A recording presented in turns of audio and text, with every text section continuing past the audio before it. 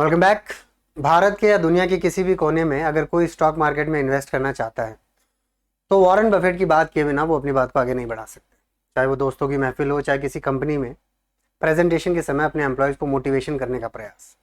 Warren Buffett आपको हर जगह पर नजर आएंगे। 92-93 की एज में भी ये $1 बिलियन कंपनी को हेड कर रहे हैं।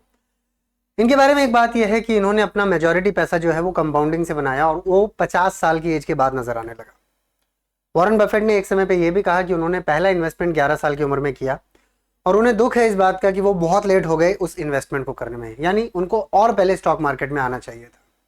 खैर, वॉरेन बफेट की बात करते करते तो हम काफी समय बिता सकते हैं, लेकिन वॉरेन बफेट ने अपने जीवन में काफी ऐसे स्टेटमेंट्स दिए हैं जिसके सहारे एक रिटेल इन्वेस्टर या यो कहे कोई भी एक फाइनेंशियल इंडिपेंडेंस चाहने वाला आदमी अपनी नैया को पार लगा सकता है।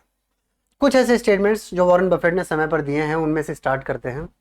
सबसे पहला स्टेटमेंट जो वॉरेन बफेट ने दिया वो ये है, invest in what you understand. Concept बहुत क्लियर है, अपने आप में समझ आता है। आपको उस बिजनेस के स्टॉक में इन्वेस्ट करना है, या अगर आप वेंचर कैपिटलिज्म या पार्टनरशिप या किसी भी ऐसे बिजनेस में इन्वेस्ट करना चाहते हैं जहां आपका पैसा बाहर जा रहा है और पैसे का इस्तेमाल बिजनेस के लिए हो रहा है, तो आपको अगर करना ही है इन्वेस्ट तो आपको बिजनेस कम से कम ऐसा चूज करना है जो आप समझते हैं। कई तरह के बिजनेस हो सकते हैं। फॉर एग्जांपल, रिमोट बनाने का मैन्युफैक्चरिंग एक बिजनेस है। अब जो इस इंडस्ट्री के हैं उनको पता है रिमोट बनता कैसे है, रिमोट की टेक्नोलॉजी क्या है, रिमोट का जो चिपसेट होता है वो कहाँ से आता है, एंड यूजर क्या है, कंपनियां कहाँ से इसे कैनवस करती है, एंड यूजर कहाँ पे रहता है, कितना पैसा एंड यूजर देने को तैयार है। लेकिन सपोज मैं एक गणित का टीचर हूँ और मैं एक नई फैक्ट्री लगाना चाहता हूँ रिमोट के बिजनेस में, या यूँ कहे मैं बिजनेस को एनालाइज करना चाहता हूँ रिमोट बनाने की कंपनी के बिजनेस को। अंडरस्टैंडिंग के नाम पे मुझे बस इतना बताया कि हर टीवी के साथ एक रिमोट आता है और इसके साथ आगे इंफ्रारेड से टेक्नोलॉजी से काम करता है।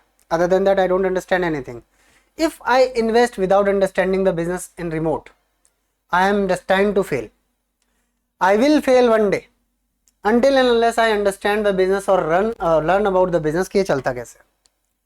Second point, never lose money.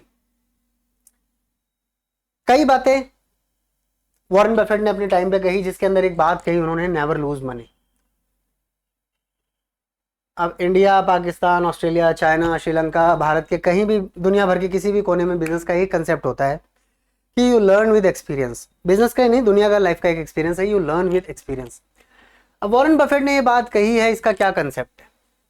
Warren Buffett ने ये बात कही है, इसका सिंपल सा मतलब ये है कि अपने पैसे को आप ऐसी जगह नहीं डालें जहां आप शॉर्ट लॉस बुक करेंगे।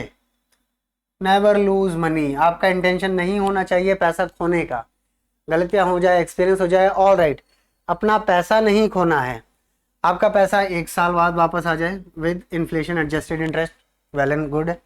2 साल बाद आ जाए, वेल एंड गुड है। वो 4 साल बाद आ जाए, but don't lose your money. This has to be the ultimate aim. आपने पैसा खोना नहीं है एक्सपीरियंस के नाम पे। दूसरों की गलतियों से सीखना है, मार्केट रिसर्च करके मार्केट में उतरना है या बिजनेस में पैसा लगाना है। आप 5 रुपए भी किसी बिजनेस में लगाओ या स्टॉक में लगाओ, पूरा एनालाइज करके लगाओ और उस बिजनेस के फ्यूचर को अंडरस्टैंड करके लगाओ। तीसरा point, buy and hold quality business.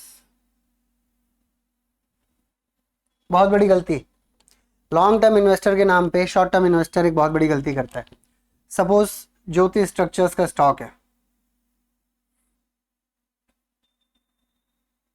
मैंने वीडियो बनाया था। जिस दिन मैंने स्टॉक परचेज किया था मुझे पता था कि मैं स्टॉक को आने वाले 10 साल के लिए रखने वाला हूँ, फॉर 10 ईयर्स। मैंने ज्योति स्ट्रक्चर्स का नाम क्यों लिया, इस पे मैंने एक वीडियो बनाया है, लेकिन कंसेप्ट में समझाता हूँ। जिस दिन मैंने लिया था आई थिंक 27 या 31 रुपीज़ पे था, I am not very sure कितने पे था। मैंने पापा को भी ऑलमोस्ट, पापा को तो आई थिंक 19 रुपये 20 रुपये पे मैंने दिलवाया। इसके बाद ये शेयर गया 14 रुपये या मे भी 16 रुपये। उस दिन मैंने इसे एवरेज करके 19 रुपये पे ले आया था। कुछ समय के बाद ये स्टॉक 25 पे आता है। हर लॉन्ग टर्म इन्वेस्टर समझने वाला, हर शॉर्ट टर्म इन्वेस्टर जो अपने आप को लॉन्ग टर्म इन्वेस्टर समझता है, उसके मन में इस समय पे एग्जैक्टली यहाँ पे मन में एक लालच आता है कि मैं 25 पर बेच देता हूँ, वापस ले लूंगा। This can not be the definition of long term holding. Buy and hold quality business.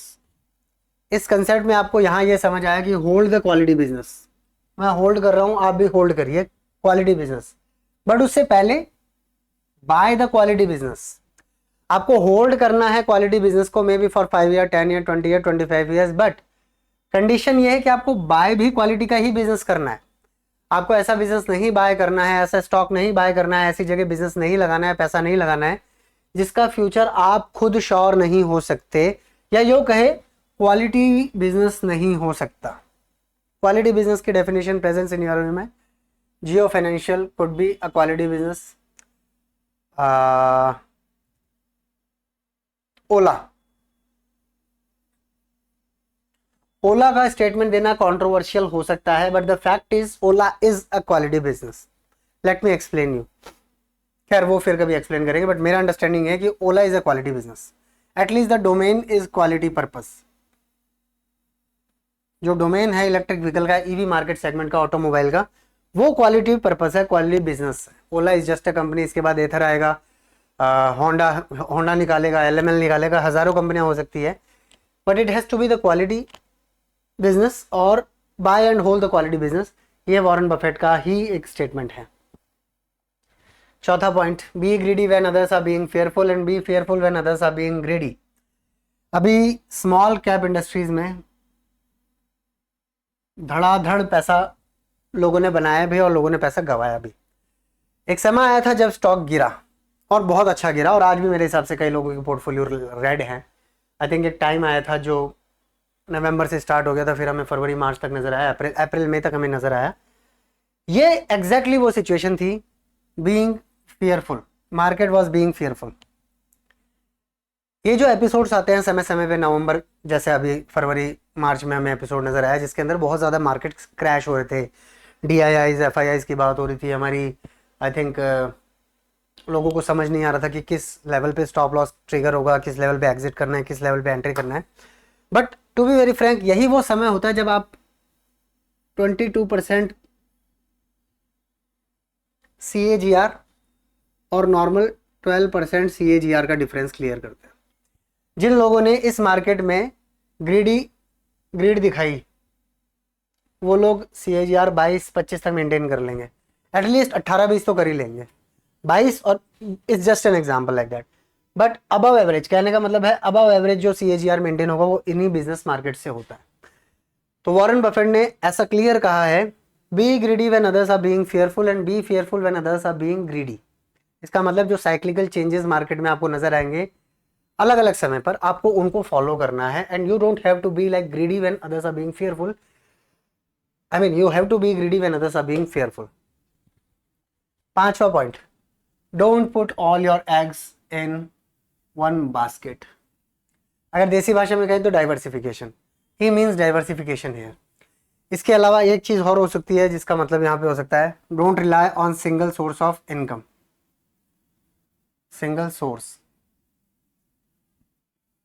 आप अपनी सैलरी के ऊपर अगर भरोसे पे रहेंगे तो it is very very much possible कि आप हैंड टू माउथ जिएंगे।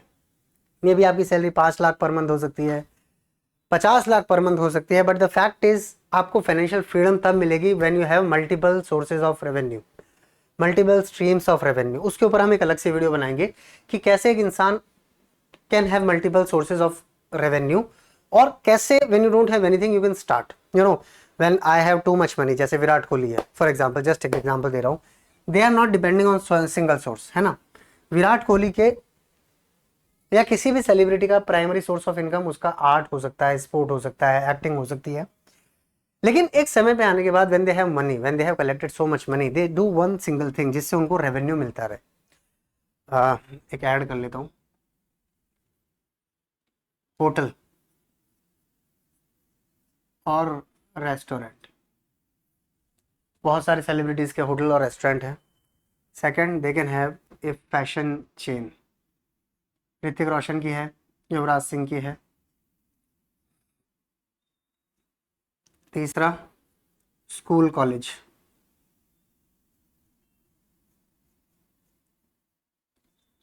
चौथा, प्रॉपर्टी जिससे आप रेंटल इनकम ले पाए। समय समय पे आप लोग सुनते होंगे सलमान खान ने 5 लाख किराए में अपनी प्रॉपर्टी दी, अमिताभ बच्चन ने 34 लाख किराए में अपनी प्रॉपर्टी दी।